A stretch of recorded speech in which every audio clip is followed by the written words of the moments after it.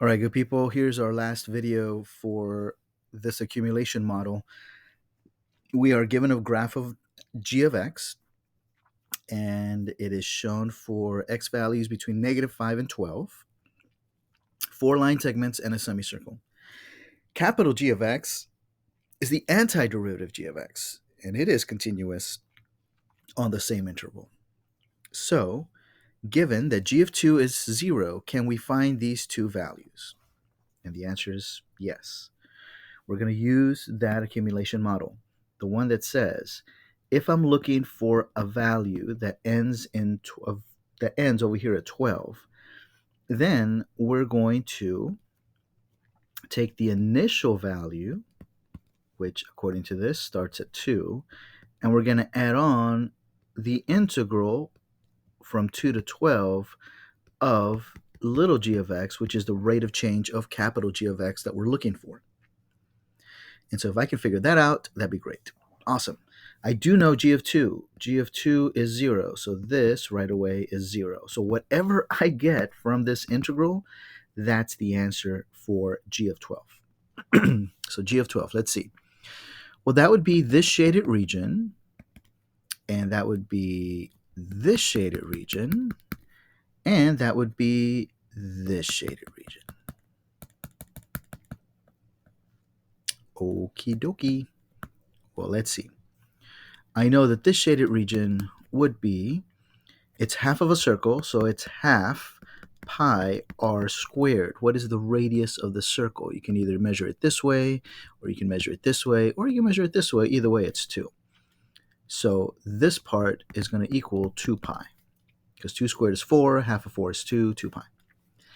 The area of this part, I will say, that's the area of the shaded, right? However, the accumulation is negative because it's under the x-axis. So I'm going to write negative 2 pi. And then I'm going to add on the next area. Well, the next area is a triangle. So that's 1/2 times the base, which is 2, times the height, which is 2. And that's just going to give me 2.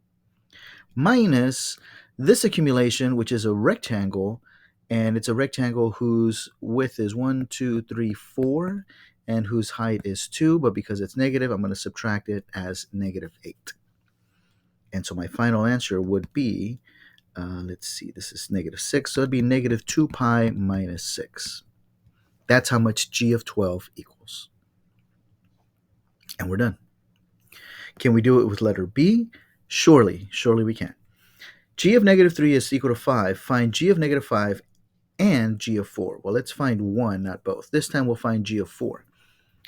Except I noticed that g of 4 is, well, g of 4 is the ending. So maybe we should do g of 5. So we're going to do one of those that is the beginning part.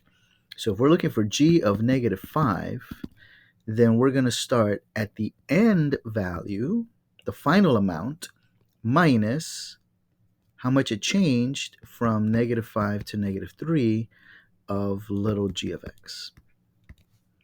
Does that make sense? We're looking for g of -5, but if g of -3 is the other value that I know, then g of -5 must be the starting point. So we're starting with the final amount, which is 5. So this is 5 minus whatever the integral from -5 to -3 is. From -5 to -3. Oh, that's this triangle right here. Well, we can figure that out. That's 1/2 base times height, which is just going to be 2. And in so doing, we know that capital G of -5 is 3.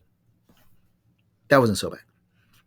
So the whole idea here is, because, let me go back to the big table here. Because of the fundamental theorem of calculus, we can algebraically move things around. And if you understand what it's telling you that the integral of the rate of change is really just the net change of the original amount, right? The original amount subtracted from the ending amount, so the change in the amount. So therefore, if I move things around, I can find specific function values by using the definite integral. And that's part of what the fundamental theorem of calculus tells us.